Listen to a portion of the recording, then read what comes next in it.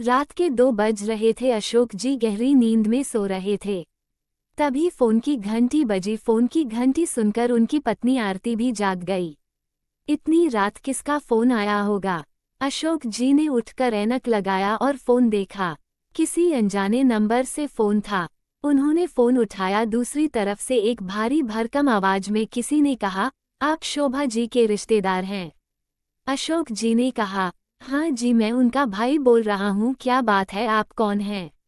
दूसरी ओर से वह व्यक्ति बोला, मैं इंस्पेक्टर बोल रहा हूँ। थाने से आपकी बहन और जीजा का एक्सीडेंट हो गया है। उनकी कार एक ट्रक से टकरा गई है। एक छोटी बच्ची जो अपना नाम कविता बता रही है, वो हमारे पास है। आप जल्दी से हॉस्पिटल आ जाइए। ये सुनते ही अशोक जी के हाथ से फोन छूट गया। उन्होंने आरती को सारी बात बताई। वे दोनों जल्दी से तैयार होकर हॉस्पिटल पहुंचे। वार्ड के बाहर एक बेंच पर एक लेडी कांस्टेबल के साथ कविता बैठी रो रही थी। आरती ने उसे संभाला। अशोक जी अंदर गए। वहां इंस्पेक्टर और डॉक्टर दोनों खड़े थे। उन्होंने बताया कि उनकी बहन और जीजा अब इस दुनिया में नहीं रहे। ये सुनकर अशोक जी रोने लगे। वो अपनी बहन से बहुत प्यार करते थे। डॉक्टर ने उन्हें संभाला और कहा, आपको हिम्मत से काम लेना होगा। उस बच्ची को भी आपको संभालना है। कुछ देर में अपने आप को संभालकर अशोक जी ने सभी रिश्तेदारों को फोन करना शुरू किया। इस बीच पुलिस ने दोनों को पोस्टमार्टम के लिए भेज दिया। शोभा की ससुराल में कोई नहीं था, इसलिए अशोक जी ने ही दोनों का अंतिम संस्कार किया। अब कविता की जिम्मेदारी उनके कंधों पर आ गई थी। कविता को वे अपने साथ घर ले आए। कविता दिन भर गुमसुम बैठी रहती थी। आरती उसे संभालती थी, लेकिन वो उस हादसे को भूल नहीं पा रही थी। एक दिन आरती ने कहा, सुनो जी, क्या हम जीवन भर कविता का बोझ उठाते रहेंगे? इसे किसी अनाथालय में भेज देते हैं। ये सुनकर अशोक जी गुस्से में बोले, ये क्या बकवास कर रही हूँ? वो मेरी सगी भांजी है, मेरी बहन की बेटी है। वो मेरे साथ रहेगी। आरती बोली, अपना खर्च तो ठीक से चल नहीं रहा है, इसे कहाँ से खिलाएंगे? अशोक जी ने कहा, ये समझ लो, अब हमारे 3 बच्चे हैं। आरती ने गुस्से में कहा, आपको ये भी समझना होगा कि इसकी पढ़ाई और शादी भी करनी पड़ेगी। कहाँ से होगा ये सब? अशोक जी ने कहा, सब हो जाएगा, ऊपरवाला सब इंतजाम करेगा। तुम बेकार की बातें मत करो। अगर ये तुम्हारी बहन की बेटी होती तो क्या इसे अनाथाश्रम भेज देती? आरती चुप रह गई, लेकिन अब वो कविता से मन ही मन नफरत करती थी। सुबह अशोक जी के ऑफिस जाने के बाद कविता से पूरे घर का काम करवाती थी। कविता को उसके माता पिता ने बहुत लाड प्यार से पाला था, लेकिन मामी उसे रोज मारती थीं। वो पैसों की तंगी का सारा गुस्सा कविता पर निकालती थी। कविता हर दिन सोचती कि काश वो भी अपने माता पिता के साथ मर जाती। ये जिंदगी तो नरक से भी ज्यादा दुखदायी है। एक दिन अशोक जी दोपहर को घर आए। दरवाजा खुला था तो वे सीधे अंदर आ गए। उन्होंने देखा कि एक रोटी जल जाने पर आरती कविता को मार रही थी। ये देखकर उनकी आंखों में आंसू आ गए। वे किचन में गए। आरती उन्हें देखकर डर गई। उसने कहा, खाना मैं बना रही थी, जरा फोन आ गया तो इसे एक रोटी सेकने को कहा। इसने उसे भी जला दिया। कविता के सब्र का बांध टूट चुका था। वो बोली, मामा जी, मुझे अनाथ आश्रम में छोड़ आइए, मैं यहाँ नहीं रहना चाहती। मामी मुझसे सारा काम करवाती हैं और हर दिन कम से कम 2 बार मुझे मारती हैं। इससे तो अच्छा होता मैं भी मर जाती। आरती अंदर से डंडा लेकर आई। अब झूठ बोलकर हम दोनों में लड़ाई करवाना चाहती है। रुक, मैं तुझे बताती हूँ। अशोक जी की आंखों से आंसू बह रहे थे। वे बोले, खबरदार, जो इसे हाथ भी लगाया, बेटी मुझे माफ कर दे। आज मेरी बहन भी मुझे कोस रही होगी। तू चल मेरे साथ, अपने कपड़े एक बैग में लगा ले। आरती बहुत खुश हो गई। हाँ हाँ ठीक है, इसे अनाथ आश्रम में छोड़ आओ, मैं भी चैन से रहूंगी। अशोक जी बोले, अब तुम चैन से रहो, हम जा रहे हैं। कुछ देर बाद दोनों घर से निकल गए। कविता रो रही थी। अशोक जी सीधे रेलवे स्टेशन पहुंच गए। कविता बोली, मामा जी, क्या अनाथ आश्रम दूसरे शहर में है? अशोक जी बोले, नहीं बेटी, अब हम किसी अनाथ आश्रम में नहीं जा रहे हैं। मेरे गांव में एक छोटा सा मकान है, हम वहीं रहेंगे। मैं तेरे साथ रहूंगा। उसके बारे में तेरी मामी को भी कुछ नहीं पता। मैंने भी तेरे साथ वो घर छोड़ दिया जहाँ इंसानों की कद्र नहीं, वहाँ मैं नहीं रह सकता। अब बस मेरी जिंदगी का मकसद तेरा पालन पोषण करना है। कविता ये सुनकर बोली, लेकिन मामा मामी का क्या होगा?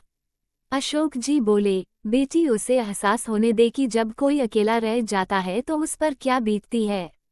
वैसे उसके मायके वाले उसे संभाल लेंगे, तू चिंता मत कर। कविता ने कहा, मामा मेरे कारण आपको भी परेशानी उठानी पड़ रही है, मुझे कहीं छोड़ आइए। अशोक जी बोले, कल जब मैं ऊपर जाऊंगा तो अपनी बहन और तेरी माँ को क्या मुंह दिखाऊंगा।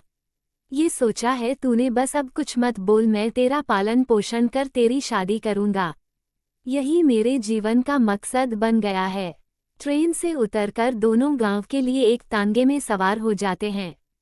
गांव में एक छोटा सा मकान था।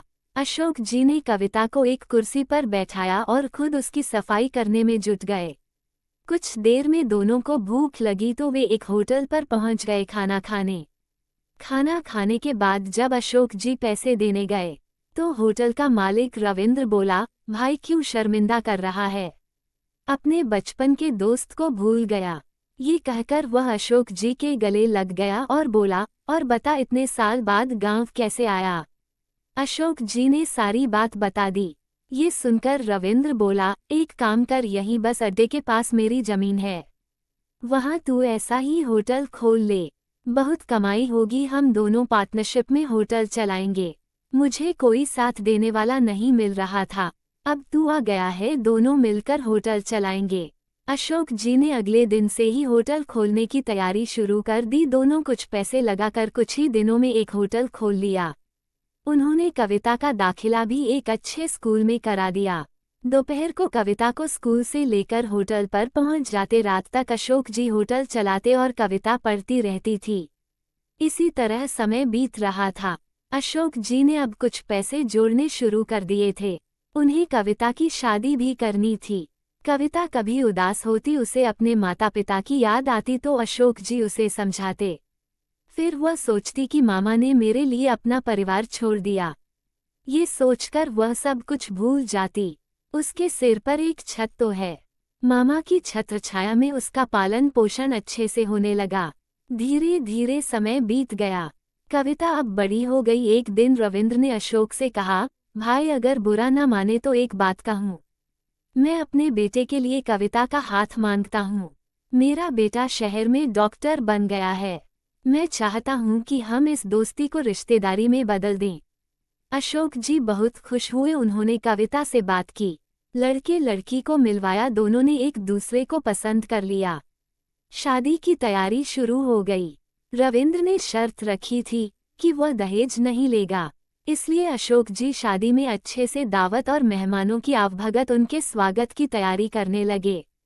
एक दिन वे होटल पर पैसे गिन रहे थे, तभी किसी ने उन्हें पुकारा, कैसे हैं आप? उन्होंने पलटकर देखा तो सामने आरती खड़ी थी। बहुत कमजोर थी, सफेद बाल उसके काले बालों के बीच में से झांक रहे थे। चेहरा मुरझाया हुआ था। एक पुरानी सी धोती पहने वह एक सूटकेस लिए उनके सामने खड़ी थी। उसकी आंखों में आंसू थे। अशोक जी बोले, अरे आरती, तुम यहाँ का पता तुम्हें किसने दिया? आरती बोली, तुमने सभी रिश्तेदारों को शादी का कार्ड भेजा, उसमें से ही किसी ने मुझे तुम्हारा पता बता दिया। मुझे माफ कर दो, मेरी एक गलती की इतनी बड़ी सजा तुमने दे दी, बिना कुछ कहे मुझे छोड़कर चले आए। अशोक जी ने कहा, आरती उस समय मुझे अपनी बहन के लिए ये कुर्बानी देनी पड़ी।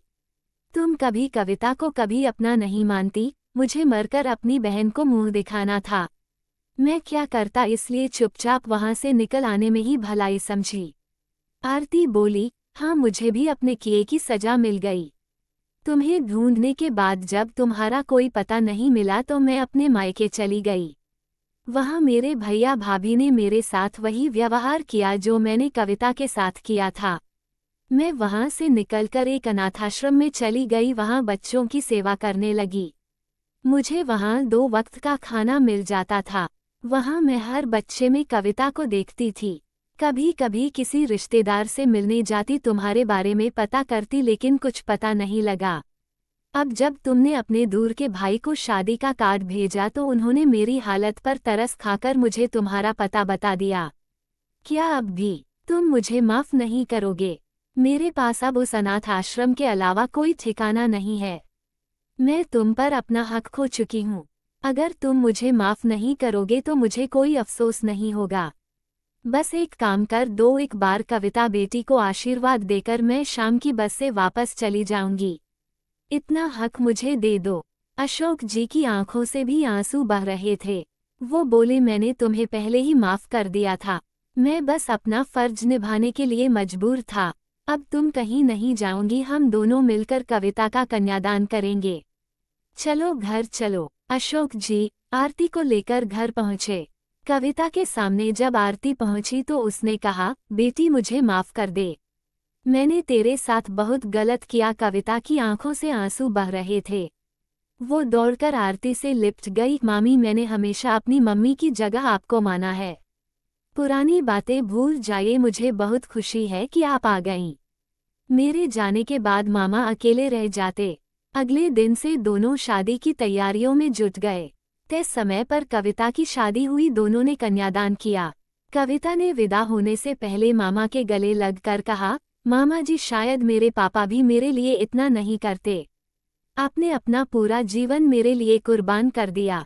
अशोक जी बोले, बेटी तुझे नहीं पता, ये सब मैंने अपने लिए किया है। अब मैं अपनी बहन के सामने शर्मिंदा नहीं होऊंगा। दोनों रोकर गले लग गए। कविता अपनी ससुराल चली गई।